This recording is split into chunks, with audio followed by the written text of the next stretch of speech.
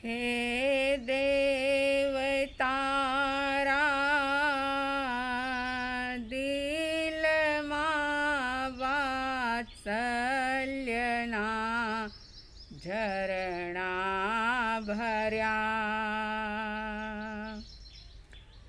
હે નાથ તારા નયનમાં કરુણા તણા અમૃત ભર્યા. વીતરાગ તારી મીઠી મીઠી વાણીમાં જાદુ ભર્યા. તેથી જ તારા ચરણમાં બાલક બની આવી ચડ્યા. જેના ગુણોના સિંધુના બે બિંદુ પણ જાણું નહીં, પણ એક શ્રદ્ધા દિલમાં હી કે નાથ સમ કોઈ છે નહીં. જેના સહારે ક્રોડો તરિયા મુક્તિ મુझ નિશ્ચય સહી. એવા પ્રભુ અરિહંતને પંચાંગ ભાવે હું નમું. એવા પ્રભુ ભગવંતને પંચાંગ ભાવે હું નમું.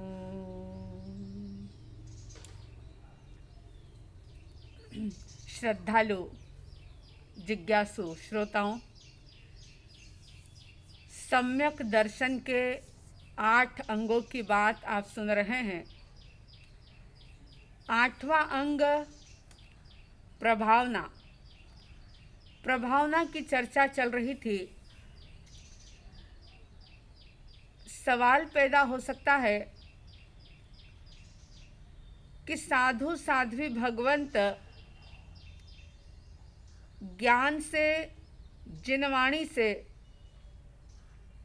मंत्र से, विद्या से विभिन्न प्रकार की कविताओं की रचना करके अध्यात्म से परिपूर्ण ऐसे भजन की रचना करके जिन शासन की प्रभावना करते हैं.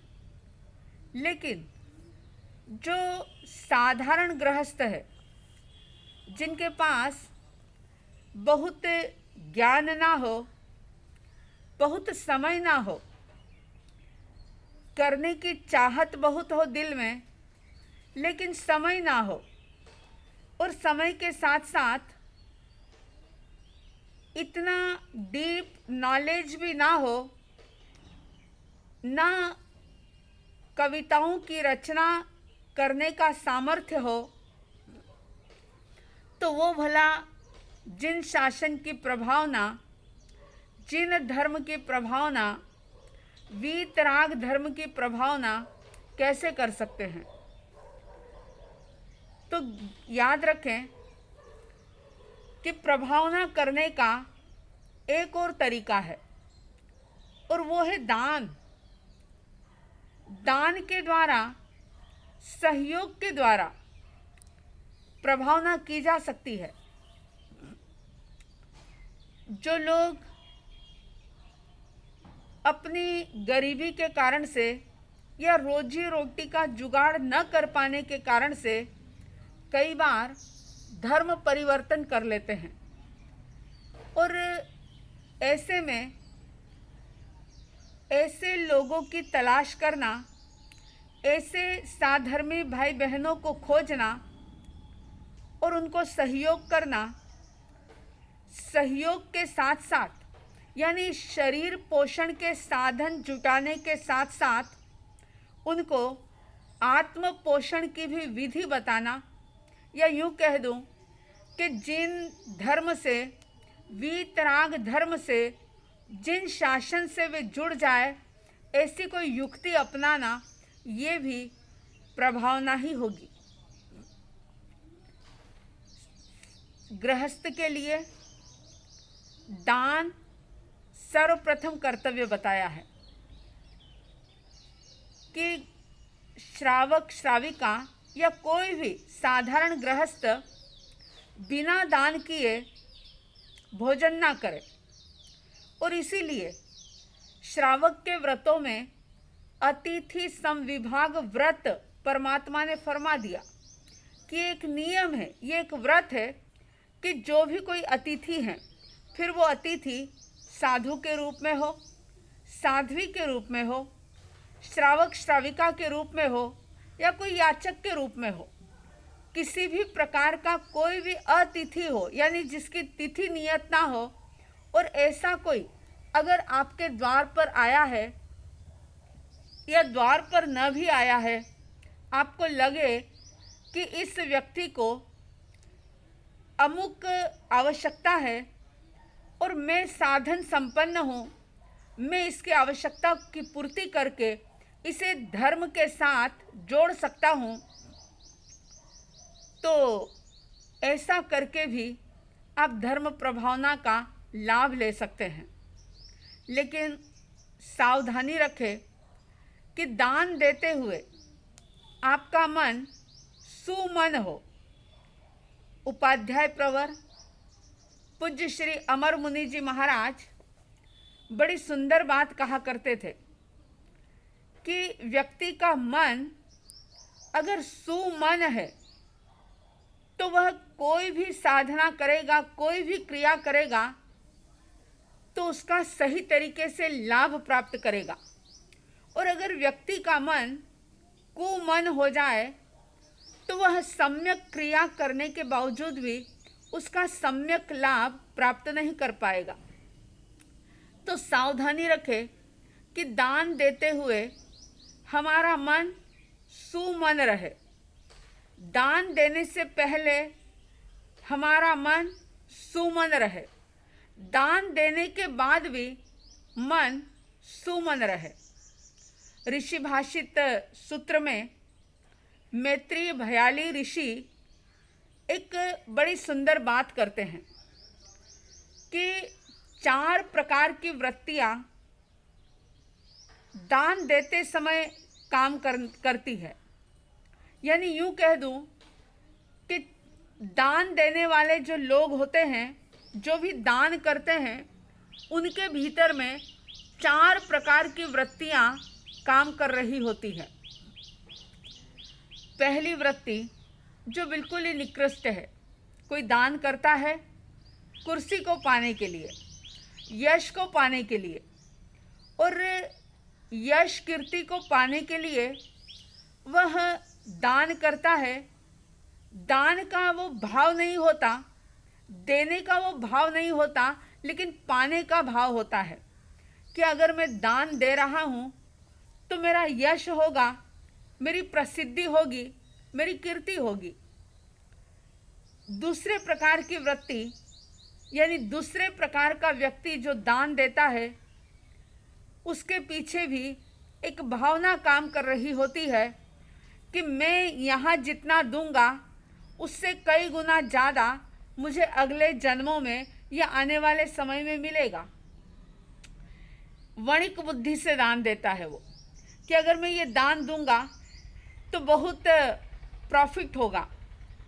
जैसे एक बीज अनेक बीज अपने साथ में लेकर के आता है, इसी प्रकार अगर मैं दान दूंगा तो मुझे ये दान भी कई गुना वापस मिलेगा, और इस वृत्ति के कारण से वो दान देता है। यह वृत्ति भी ठीक नहीं है। इसमें भी पाने की आकांक्षा है। एक में कीर्ति, यश, नाम या शिलालेख, बड़े बड़े अक्षरों में नाम आ जाए, ये चाहत है। तो दूसरे में ये है कि मैं जो दे रहा हूँ ये मेरे ही एक प्रकार से बैंक में जमा हो रहा है और वो मुझे ब्याज के साथ मिलेगा। इस भाव से वो दान देता है।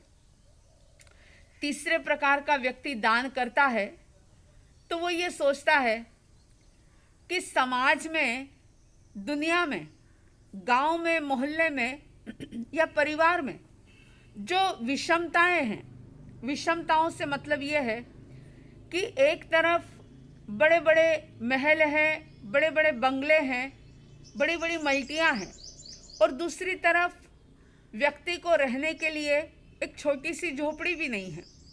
एक तरफ संपत्ति के अंबार लगे हुए हैं और दूसरी तरफ व्यक्ति एक टाइम भोजन भी प्राप्त नहीं कर पा रहा है। यानी ये जो विषमताएं हैं ये सम हो जाए, इस भाव से वो दान देता है कि समाज में फैली हुई विषमताएं दूर हो और सबको सारी चीज़ें उपलब्ध हो, इस भाव से वो दान देता है। ये वृत्ति थोड़ी सी ठीक है, लेकिन चौथे प्रकार की वृत्ति जो सर्वश्रेष्ठ कही गई, चौथे प्रकार में व्यक्ति ये सोचता है कि जो मैं दे रहा हूँ, देखिए पहला दूसरा तो बिल्कुल निम्न श्रेणी का दान है, तीसरे प्रकार का दान जो है वह ठीक है, विषमताएं दूर करने के लिए है, लेकिन संपत्ति पर वो अपना अधिकार मानता है। वो ये मानता है कि ये मेरी है और मैं दान कर रहा हूँ, मैं दे रहा हूँ। ये भाव उसके भीतर में चलते रहते हैं कि मैं त्याग कर रहा हूँ, और ये भी कोई अच्छी बात नहीं है। लेकिन चौथे प्रकार के लोग जो ये जानते हैं और ये चिंतन करते हैं कि मैं जो दे रहा हूँ वो मेरा है ही नहीं, था ही नहीं, इन चीज़ों का या इस धन वैभव का मुझे एक संयोग प्राप्त हुआ है, जन्म से पहले ये मेरे थे नहीं और मृत्यु के बाद भी ये धन, ये दौलत मेरी रहेगी नहीं। तो जो मेरा था ही नहीं वो मैं क्या है, दे रहा हूँ, मैं दे रहा हूँ, ऐसा भाव उनके अंदर नहीं आता, अहंकार का भाव नहीं आता, बल्कि एक लेने वाले के प्रति मन में अहोभाव आता है कि लेने वाला व्यक्ति श्रेष्ठ है, मुझे देने का सौभाग्य इसके कारण से मिला है। और ऐसा समझ करके जो दान देता है वो कभी अहंकार नहीं करता। वो ये सोचता है कि जो मेरा था ही नहीं वही तो मैंने दिया है। अपनी मालकियत का भाव वस्तु पर या धन दौलत पर मालकियत का भाव उसके अंदर होता ही नहीं है। ज्ञानपूर्वक उसके चक्षु खुले होते हैं, उसके नेत्र खुले होते हैं और वह जानता है कि ये मेरा था नहीं, मेरा है नहीं और मेरा रहेगा नहीं। तो जो मेरा था ही नहीं वो मैं दे रहा हूँ तो इसमें कोई बड़ी बात नहीं है, ऐसा सोच करके वो व्यक्ति दान करता है। याद रखना, दान आप में से बहुत सारे लोग करते होंगे, बड़ी उदारता के साथ करते होंगे, लेकिन दान का एक बहुत बड़ा दूषण है। दूषण का मतलब है दोष। बहुत बड़ा दोष है दान का, उस बात को याद रखना। क्योंकि दान किया और अगर दोष को नहीं समझा तो वो दान जो आपके अंदर में एक पात्रता तैयार करता है, जो आपके लिए मोक्ष का मार्ग प्रशस्त करता है, आपके अंदर सम्यक दर्शन प्रकट होने की एक एबिलिटी तैयार करता है, वो नहीं हो पाएगी। इस दोष को जरूर समझ लेना और इस दोष को अपने जीवन से दूर हटाना। आपको लगेगा क्या दान के भी दोष होते हैं? जी हाँ, दान के भी दूषण हैं, दोष हैं। अगर उनको टाले बिना दान दिया तो वो दान अहंकार को बढ़ाएगा, वो दान हमारे ईगो को बढ़ाएगा, उससे ज़्यादा लाभ नहीं होगा बल्कि और अधिक कर्मों का बोझ बढ़ेगा। तो दान का दूषण है, दोष है पश्चाताप। दे तो दिया, लेकिन देने के बाद एक रंच मात्र भी मन के अंदर ये भाव आ गया कि अरे क्यों दिया, इतना क्यों दिया, इतने की कहाँ आवश्यकता थी, इतने से भी काम चल सकता था, मैंने भावुकता में आकर के या बिना सोचे समझे इतना क्यों दे दिया। अगर ये भाव आपके भीतर में आ गए तो समझ लेना आपका दान दूषित हो गया और वो दोषपूर्ण दान आपको ऊपर की तरफ नहीं बल्कि आपको अधोगति की तरफ ले जाएगा। और उदाहरण है, आपने कई बार सुना होगा शास्त्रों के अंदर वर्णित उदाहरण मम्मण सेठ का। मम्मण सेठ जिसने पिछले जन्म में दान दिया था, जानते होंगे आप में से बहुत सारे लोग जानते होंगे कि पिछले जन्म में मम्मण जो कि बहुत गरीब था, एक लकड़हारा था और ऐसे पाप कर्म का उदय हुआ था कि जिससे उसके परिवार में कोई भी नहीं था, सिर्फ वो अकेला रहता था और बहुत गरीब था। 2 टाइम भोजन का भी जुगाड़ बामुश्किल होता था। एक बार जिस गांव में वो रहता था उस गांव के सेठ की लड़के की शादी हुई और सेठ ने शादी की खुशी में सबको बड़ा स्वादिष्ट लड्डू सबके घर पहुंचाया, भेजा। जैसे आज के समय में मिठाइयों के डिब्बे दिए जाते हैं, पुराने ज़माने में लड्डू बांटे जाते थे। जब उस लकड़हारे के पास लड्डू आया तो उसके मन में ख्याल आया कि आज का भोजन तो मैंने कर लिया, ये लड्डू कल मुझे काम आ जाएगा। और ऐसा सोचकर उसने उस लड्डू को संभाल करके रख दिया। अगले दिन जब वह जंगल में लकड़ियाँ काटने के लिए जाता है, लकड़ियाँ लेने के लिए जाता है, तो उस लड्डू को अपने साथ लेकर के गया। जब लड्डू अपने साथ ले गया, भोजन का समय हुआ और भोजन करने के लिए बैठा कि अनायास एक ऐसा संयोग बना कि एक पंच महाव्रतधारी मुनिराज, जिनको कि मांस खमण का पारणा था और वो गोचरी लेने के लिए, भिक्षा लेने के लिए जा रहे थे, उस लकड़हारे ने देखा और अनायास ही मन के अंदर भाव पैदा हुआ, शुभ भाव आया कि देखो मेरे घर पे तो कभी कोई साधु साध्वी भगवंत आते नहीं, मेरे घर में कभी समय से खाना बनता नहीं और आज मेरे पास ये लड्डू है, संत जा रहे हैं, देने का भाव आया, यानी मन सुमन हुआ और उसने संत से निवेदन किया कि मुझे लाभ दे दो। संत सहजता की साधना में लीन थे। उन्होंने नहीं देखा कि ये व्यक्ति छोटा है, बड़ा है, अमीर है, गरीब है।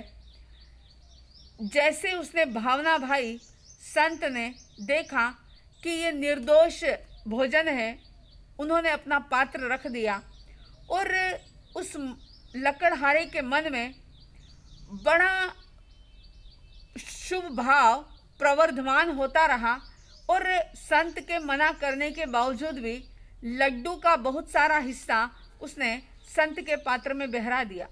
संत तो चले गए और बाद में जब उस लकड़हारे ने लड्डू का स्वाद चखा, जैसे ही स्वाद आया कि मन कुमन बन गया।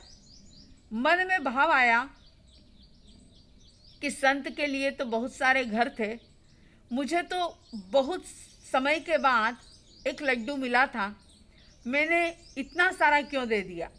संत तो मना कर रहे थे, लेकिन मैंने इतना सारा लड्डू क्यों दे दिया। और ये भाव उसके भीतर में जैसे ही आते हैं कि उसका मन, यानी मन कुमन बना और ऐसे परिणाम भाव बिगड़ गए। और उसी भाव के बिगड़ने के कारण से देखिए, दान दिया था, सुपात्र को दान दिया था, शुभ भावों के साथ दिया था, इसलिए उसे बहुत संपत्ति मिली, बहुत धन दौलत का मालिक वो बना, लेकिन देने के बाद पश्चाताप हो गया।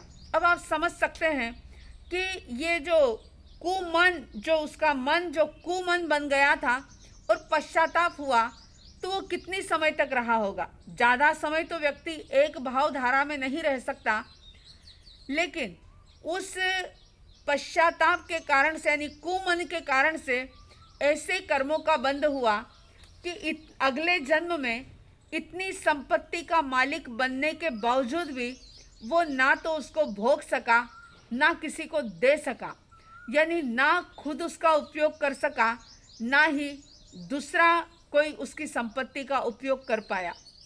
तो कहने का अभिप्राय कि दान का दूषण है बहुत बड़ा पश्चाताप। इस पश्चाताप के दूषण से बचें, चाहे थोड़ा ही दें, लेकिन हमेशा ध्यान रखें कि देने से पहले भी हमारा मन सुमन हो, क्योंकि दान सहस्त्रधारा तीर्थ है। ये हमारे बहुत सारे कर्मों की निर्जरा करने वाला है।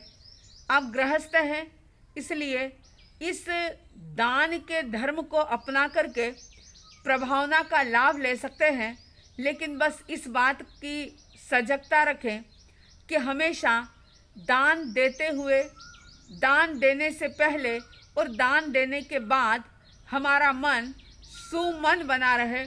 अगर मन सुमन बना रहा तो अवश्य प्रभावना का लाभ प्राप्त करते हुए सम्यक्त्व रत्न जो है वो निर्मल बनता चला जाएगा। मोक्ष मार्ग की यात्रा सुखद रूप से संपन्न होती चली जाएगी। तो आप सबके अंदर में सुमन बना रहे, आपका मन हमेशा सुमन बना रहे। दान के दूषण को समझ करके आप इसे दूर हटने की कोशिश करते रहें और धर्म प्रभावना में पूरे मनोयोग पूर्वक जुड़ करके ज़्यादा से ज़्यादा धर्म की प्रभावना करें। ऐसी साध्वी द्वय की तरफ से हार्दिक हार्दिक शुभ मंगल भावनाओं के साथ जय प्रभु महावीर, जय गुरु आनंद।